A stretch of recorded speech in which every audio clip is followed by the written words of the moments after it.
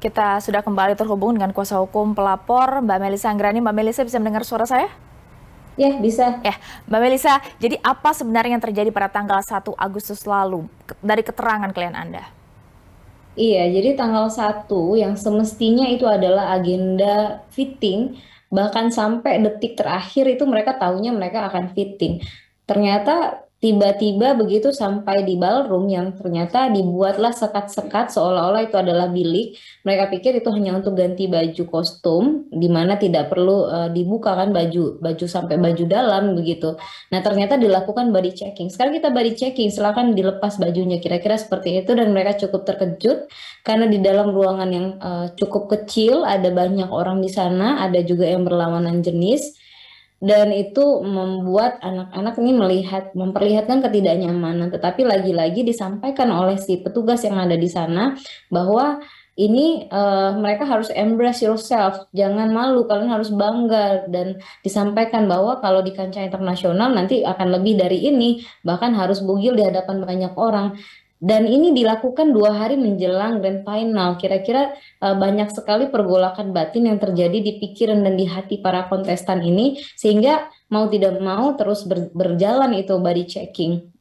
Ada Seperti 10 itu. orang betul yang sudah kemudian membuka atau speak up kepada Anda paling tidak, Mbak Melisa?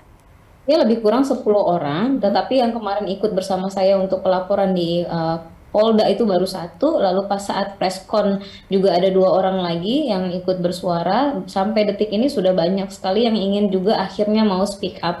Kenapa? Mereka sampaikan, Mbak, kami itu di dalam perjanjian, disampaikan mereka melakukan perjanjian antara pelaksana dengan si kontestan akan mengikuti hukum dan norma yang berlaku di Indonesia. Bahkan di dalam pelajaran mereka pada saat di karantina itu mereka diajarkan untuk embrace melawan yang namanya kekerasan seksual. Tetapi kenapa mereka justru diam pada saat ini 30 ke 30-nya dilakukan hal yang serupa, sehingga ini kami meminta pertanggungjawaban kepada si company yang menaungi Miss Universe Indonesia, karena 30 orangnya ini diperlakukan sama. Jadi kalau oknum kan hanya satu dua ya, gitu.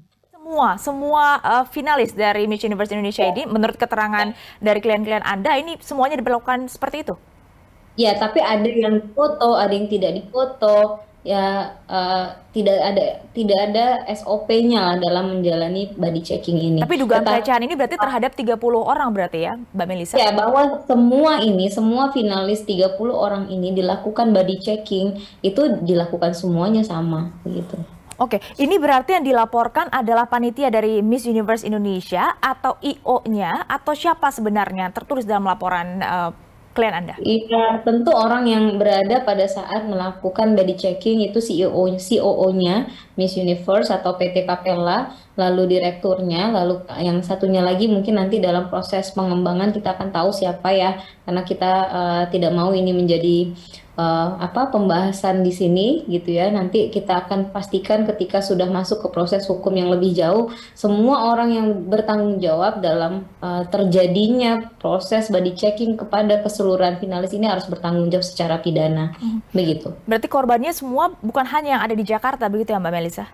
Iya, benar. Jadi ada yang di Jawa Timur, ada yang di Jawa Barat, ada yang di Bali. Sehingga kami tadi juga sudah diinformasikan oleh pihak Polda besok sudah bisa menghadirkan korban, tetapi kami butuh waktu untuk menyampaikan kepada anak-anak yang ada di daerah untuk hadir ke sini menjalani pemeriksaan.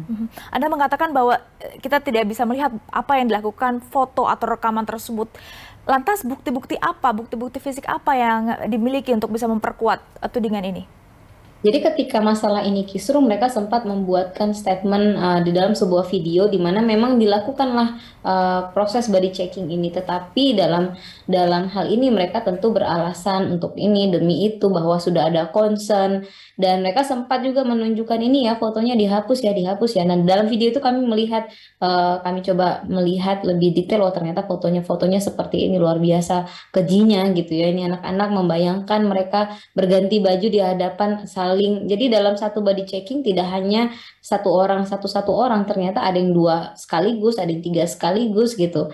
Sama sekali mereka dilanggar hak privatnya. Sementara yang diperlihatkan itu kan adalah organ-organ sensitif seperti itu, Mbak. Oke. Di akun Instagram Miss Universe Indonesia ini kan mengatakan tidak segan mengambil langkah hukum jika tudingan ini berlanjut dan kemudian merusak reputasi mereka. Tanggapan klien Anda seperti apa, Mbak Melisa? Bagaimana, Mbak? Di akun Instagram Miss Universe Indonesia mengatakan mereka tidak segan untuk mengambil langkah hukum jika tudingan ini terus berlanjut dan merusak reputasi mereka. Tanggapan klien Anda seperti apa, Mbak Melisa?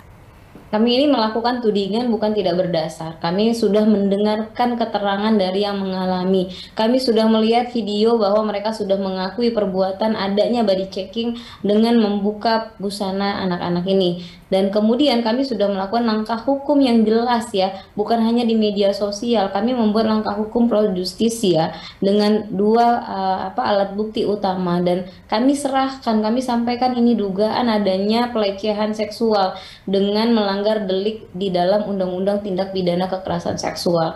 Terlepas apakah nanti terbukti atau tidak, kami sudah serahkan kepada pihak yang berwenang. Jika mereka merasa ini adalah fitnah, maka mereka semestinya menyampaikan itu kepada pihak yang berwenang, menyampaikan itu ke publik. Tetapi sampai saat ini kami belum mendengar itu. Justru kemarin tanggal 7 pada saat kami melakukan laporan terhadap pelecehan, mereka justru menyampaikan terkait tinggi badan yang minimum itu tidak jadi, padahal sudah selesai lombanya 4 hari yang lalu gitu.